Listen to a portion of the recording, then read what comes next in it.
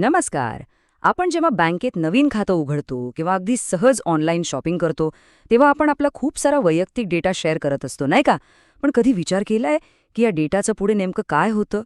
बरं, ह्याच प्रश्नाचं उत्तर देण्यासाठी 11 ऑगस्ट 2023 रोजी एक नवीन कायदा आला. Digital personal data protection act, म्हणजेच DPDPA. आणि विश्वास ठेवा, हा कायदा तुमचा डेटा कसा वापरला जाईल याचे नियम मुळापासून बदलतो. चला तर मग आज हे सगळं एकदम सोप्या भाषेत समजून घेऊया. आता आपण जी काही माहिती पाहणार आहोत ती कुठून आली आहे तर ती थेट भारत सरकारच्या अधिकृत राजपत्रातून म्हणजेच गॅझेटमधून घेतली आहे. याचा अर्थ काय की आपण थेट मूळ कायद्यातूनच सगळं समजून घेणार आहोत. म्हणजे ही माहिती 100% खरी आणि विश्वसनीय आहे. जरा एक क्षण विचार करा. आपलं नाव, पत्ता, फोन नंबर एवढंच नाही तर पॅन कार्ड, आधार नंबर, आपले सगळे व्यवहार, आपण कुठे आणि किती पैसे खर्च करतो. अरे बापरे, केवढी मोठी यादी आहे ही. ही सगळीच्या सगळी माहिती आपल्या बँकेकडे असते. पण प्रश्न हा आहे की या माहितीचं पुढे काय होतं? ती खरंच सुरक्षित आहे का? याच सगळ्या प्रश्नांची उत्तरं आपल्याला या नवीन कायद्यात सापडतात. तर मग हा कायदा नेमकं करतो तरी काय? अगदी सोपा आहे. तो ग्राहक आणि बँक यांच्यातल्या नात्याची एक प्रकारे नव्याने व्याख्या करतोय. चला, आपण या कायद्याच्या पहिल्या भागातून हे नवीन नातं नेमकं कसं आहे ते समजून घेऊया. या कायद्यानुसार ज्या व्यक्तीचा डेटा आहे तिला एक खास नाव दिलंय, डेटा प्रिन्सिपल. आता सोप्या भाषेत सांगायचं झालं तर बँकेचे ग्राहक म्हणजेच आपण सर्वजण हे डेटा प्रिन्सिपल आहोत. याचा सरळ सरळ अर्थ आहे की आपणच आपल्या डेटाचे खरे मालक आहोत. कायद्याने आपल्याला या कथेच्या केंद्रस्थानी ठेवलं आहे. आणि जी संस्था आपला डेटा गोळा करते म्हणजे बँक, आणि तो कशासाठी वापरायचा हे ठरवते, तिला डेटा फिड्युशरी असं म्हटलं जातं. आपल्या या उदाहरणात आपली बँक ही डेटा फिड्युशरी आहे. याचा अर्थ आपल्या डेटाचं संरक्षण करण्याची आणि त्याचा योग्य वापर करण्याची संपूर्ण कायदेशीर जबाबदारी आता बँकेची आहे.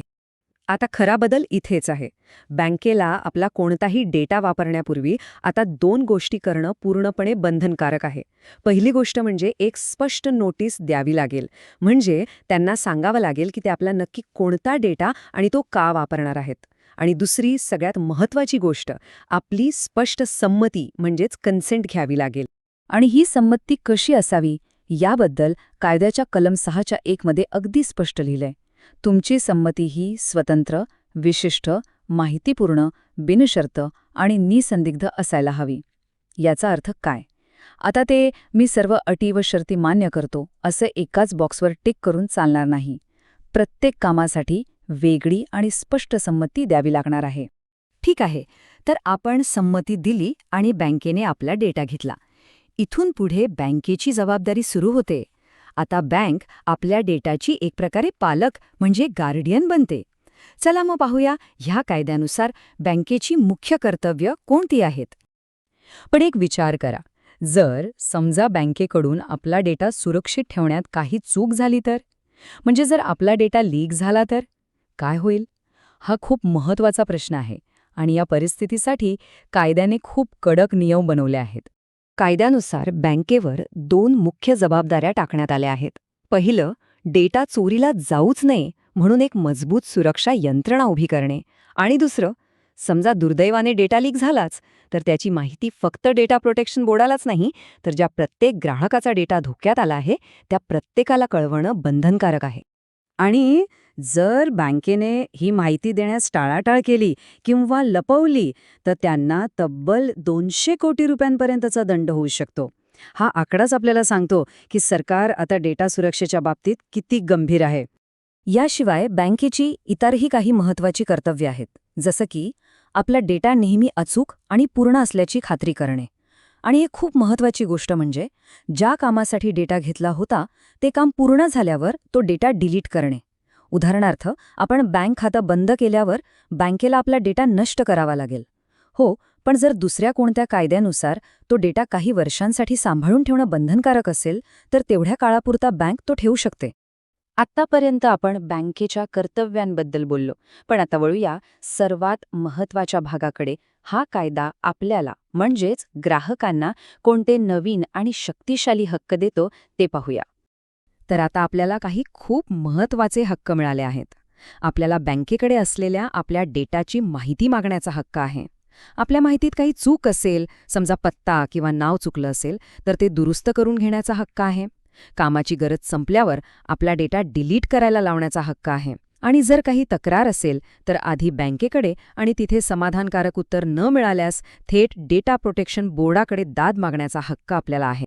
या कायद्यात एक खूप छान समतोल साधला आहे. आपला प्रत्येक हक्क हे बँकेसाठी एक कायदेशीर कर्तव्य बनतं. उदाहरणार्थ, आपला चुकीचा डेटा दुरुस्त करून घेणं हा आपला हक्क आहे, तर त्याचवेळी आपल्या विनंतीवर तो डेटा दुरुस्त करणं हे बँकेचं कर्तव्य आहे. बघितलं, दोन्ही गोष्टी एकमेकांशी जोडलेल्या आहेत. आपण हक्क आणि कर्तव्य पाहिली, पण फक्त नियम बनवून भागत नाही, बरोबर ना? जर कोणी हे नियम मोडले तर काय? मग येते कायद्याची खरी ताकद, म्हणजे त्याची अंमलबजावणी आणि दंड. चला पाहूया हे कसं काम करतं. ह्या कायद्याला खरी ताकद मिळते ती data protection board of India म्हणजेच DPB कडून. ही एक स्वतंत्र संस्था आहे जी आपल्या तक्रारी ऐकेल, त्यांची चौकशी करेल आणि जे कोणी नियम मोडतील त्या कंपन्यांवर जबरदंड ठोठावेल. आता जरा दंडाची रक्कम बघा. डेटा सुरक्षित ठेवण्यात अपयश आलं तर 250 कोटी रुपयांपर्यंत दंड. डेटा ब्रीचची माहिती वेळेवर नाही दिली तर 200 कोटींपर्यंत दंड. आणि मुलांच्या डेटाच्या बाबतीत नियम मोडले तरीही 200 कोटी रुपयांपर्यंत दंड होऊ शकतो. यावरून एक गोष्ट अगदी स्पष्ट होते की डेटा संरक्षणाकडे दुर्लक्ष करणं आता खूपच महागात पडणार आहे. थोडक्यात सांगायचं तर DPDPA कायदा हा आपल्यासारख्या सामान्य नागरिकांच्या हातात एक नवीन शक्ती देतो. आता पुढच्या वेळी जेव्हा आपण आपला वैयक्तिक डेटा कुठेही शेअर कराल, तेव्हा एक गोष्ट नक्की लक्षात ठेवा. तुम्हीच तुमच्या डेटाचे मालक आहात आणि त्याचं संरक्षण करण्यासाठी आता एक कायदा तुमच्या सोबत आहे. तर मग या नवीन हक्कांसोबत तुम्ही तुमच्या डेटाकडे आता कोणत्या नजरेने पाहाल, यावर विचार नक्की करा.